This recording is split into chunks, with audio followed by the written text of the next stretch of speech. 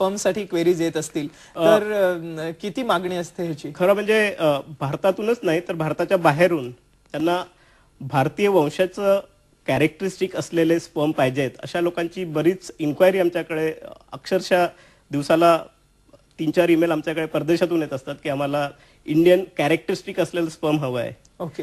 आणि भारतात तर आहेच, म्हणजे प्रश्नच नाही, भारतामध्ये तर भरपूर. आणि ही ऍक्टिव्हिटी चालू करायच्या आधी मी एक सर्व्हे केला होता. मी सगळ्या हे जे IVF स्पेशालिस्ट आहेत त्यांच्याशी बोलणं केलं होतं की याची कितपत आहे. तर ही प्रचंड गरज आहे. तिथे स्पर्म बँक आहेत, प्रत्येक क्लिनिकच्या आपल्या स्पर्म बँक आहेत, परंतु ICMRच्या ज्या गाईडलाईन्स येत आहेत आता नवीन त्याच्यामध्ये क्लिनिक आता स्वतःचं स्पर्म बँक नाही ठेवू शकत. त्यांना इंडिपेंडंट स्पर्म बँकेकडनं स्पर्म घ्यायचं आहे. म्हणून याच्यामध्ये प्रचंड काम करावं लागणार आहे आणि प्रचंड स्कोप आहे असं मला सांगायला हरकत नाही. येस, अतिशय महत्त्वाचं की आता त्यामुळे इतर ज्या IVF सेंटर्स आहेत ते आता स्पर्म्स ठेवू शकणार नाही, त्यामुळे स्पर्म बँकेची गरज ही आता निर्माण होणार आहे. जास्त निर्माण झाली. अतिशय महत्त्वाचं एक आपल्याला फोन येतोय ठाण्यावरनं, आपण त्यांचा फोन घेऊया. येस, प्रश्न विचारा आपला.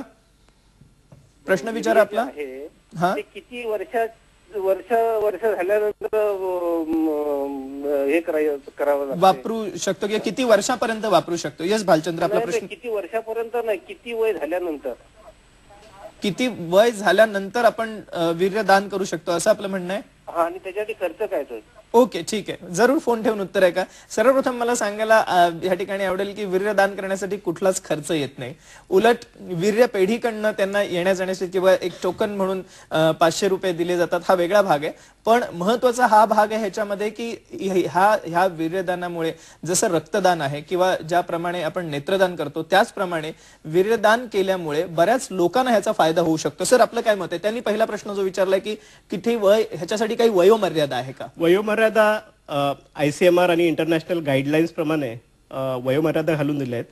18 ते 42 वर्ष वयामधला कुठलाही पुरुष हे वीर्यदान करू शकतो वीर्यदानासाठी. पण जर स्वतःच्या पर्पजसाठी प्रिझर्व करायचं असेल, म्हणजे स्टोअर करायचं असेल, तर त्याला वयाची मर्यादा नाही आहे. ओके, वीर्यदान ही काय कन्सेप्ट आहे? जसं आपण आतापर्यंत रक्तदान ऐकलेलं आहे, नेत्रदान ऐकलेलं आहे, वीर्यदानाची गरज आज काय आहे? म्हणजे जास्तीत जास्त लोकांनी पुढे येऊन वीर्यदान करावं ह्यासाठी हा आजचा कार्यक्रम आहे.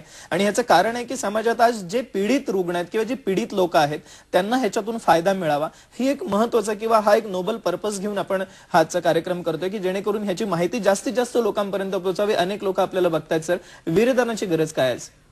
वीर्यदान आजच्या तरुण पिढीसाठी मी एक सांगू इच्छितो की वीर्यदान करा. त्याच्या अवतीभोवती असलेला जो स्टिग्मा आहे, इनिबिशन आहे, ते सोडून द्या. तुम्ही पुढे या, कारण फायदा फारच आहे. म्हणजे तुम्ही कुठल्या तरी अज्ञात वंध्यत्व असलेल्या जोडप्याला तुम्ही मुलाचा आनंद देता हा एक फायदा आहे. म्हणजे तुम्हाला तुमचं कर्म, जर आपण इंडियन मायथॉलॉजीप्रमाणे, इंडियन संस्कृतीप्रमाणे तुम्ही तुमचं कर्म वाढवतायत. दुसरं म्हणजे तुम्ही आमच्याकडे आलात, स्पर्म बँकेत आलात, तर तुमचं सगळं रिप्रोडक्टिव्ह हेल्थ, तुमचे सगळे चेक फुकटात केल्या जातात, मोफत केल्या जातात. म्हणजे तुम्ही तुमचं रिप्रोडक्टिव्ह हेल्थ चेकअप म्हणजे परफेक्ट आहे की नाही ते बघू शकतात. आता महाराष्ट्र गव्हर्नमेंट कायदा आणतंय की लग्नाच्या आधी तुम्ही या सगळ्या टेस्ट करायला पाहिजे, HIV and all this thing. तर आमच्या बँकेत जर तुम्ही डोनर असाल, अप्रूव्ह डोनर असाल, तर तुम्हाला बाकी कशाचीच गरज नाही. तुम्हाला मुलगी मिळायला काही प्रॉब्लेम होऊ नये. तिसरं म्हणजे पैसे. म्हणजे ऑब्व्हियसली म्हणजे हा काही तुमचा साईड बिझनेस होऊ शकत नाही वीर्यदान करणं वगैरे.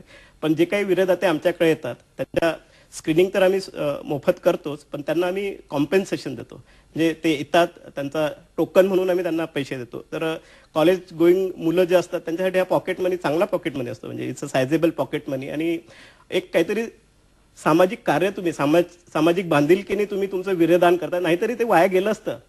तुम्ही लक्षात घ्या, कारण हे वीर्यदानाच्या ज्या कन्सेप्ट आहेत आपल्या त्या बदलायला हव्या. वीर्यदान म्हणजे नाश आणि हे असं सगळं थोतांड आहे. तर please come forward and deposit your sperm in the bank.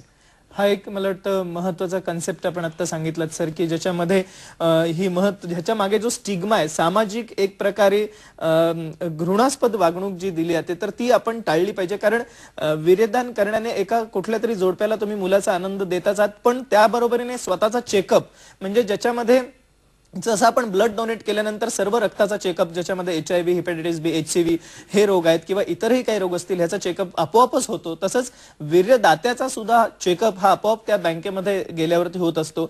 आणि ही मला वाटतं सगळ्यात महत्वाची गोष्ट आहे. आणि त्यामुळे आपोआपच आपल्याला एक आपल्या आरोग्याची पावती आपल्या हातामध्ये येते. आणि हे करण्यासाठी मला वाटतं मला आनंदाने सांगावंसं वाटतं की भारतातली पहिली बँक आता ही मुलुंड या ठिकाणी आलेली आहे, मुलुंड मुंबई या ठिकाणी. तर जरूर आपण ज्या ज्या लोकांना ह्या प्रकारे सेवा करायचे, सामाजिक सेवा करायचे, ते लोक जरूर पुढे येऊन आपलं वीर्यदान करू शकतात. ही मला वाटतं महत्वाचा संदेश आपण ह्या माध्यमातून सर्व लोकांपर्यंत देऊ शकतो. ही अतिशय महत्वाची गोष्ट आहे. सर, हे जे प्रिझर्व्ड स्पर्म्स असतात किंवा हे जे प्रिझर्व्ड वीर्य असतं, हे किती कालावधीपर्यंत तुम्ही वापरू शकता?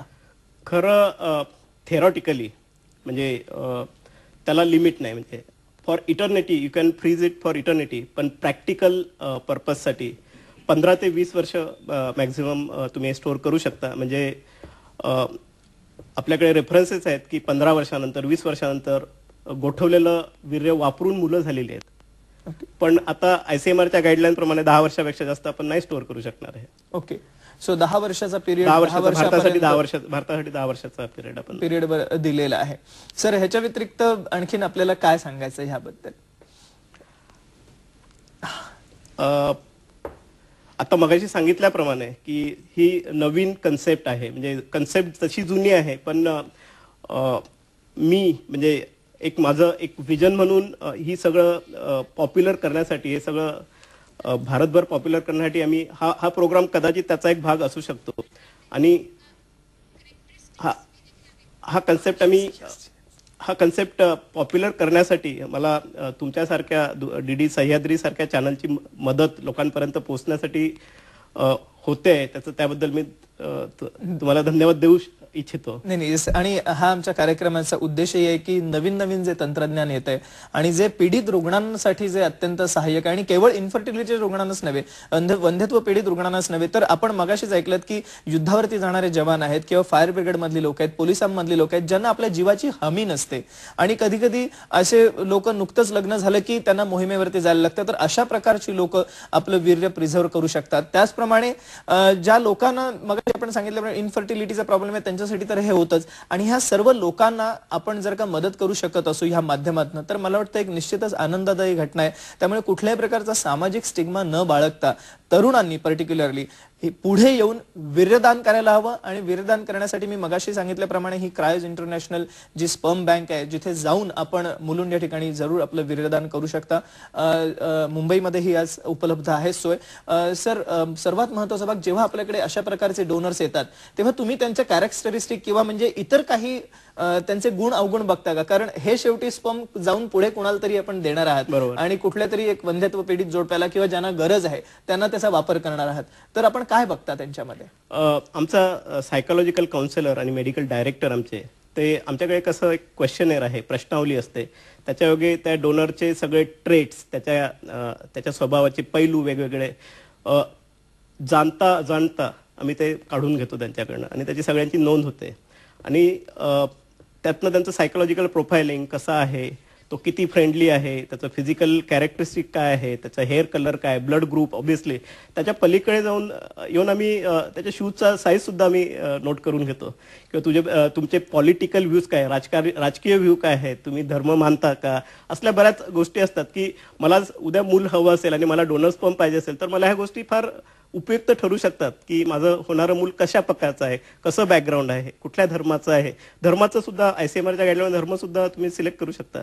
ओके. म्हणजे हा सगळा मला वाटतं महत्वाचा गाईडलाईन्स आहे. म्हणजे ह्या इंटरनॅशनल गाईडलाईन्सद्वारे हे सर्व केल्या जातात, चाचण्या केल्या जातात. नॉर्मली तुम्ही म्हणालात की ऑन एन एव्हरेज रोज 10 ते 15 जण येतात डोनेट करण्यासाठी. तुमचे रिजेक्शन किती असतं त्यातलं आणि ऍक्सेप्टन्स किती असतं, म्हणजे किती प्रमाण आहे त्याचं? खरं म्हणजे तुम्हाला आश्चर्य होईल सांगितलं तर, की 10 पैकी 10 डोनर जे येतात त्यातले 2 ते 3 डोनर मॅक्झिमम असे असतात की जे शेवटपर्यंत आमची जी चाळणी आहे, इंटरनॅशनल स्क्रीनिंगची जी आमच्या स्टँडर्ड्स आहेत त्याच्यामध्ये बसतात. फक्त 3 डोनर आम्ही फायनल डोनर म्हणून शिक्कामोर्तब होऊ शकतं. म्हणजे 70% रिजेक्शन रेट आहे. ओके.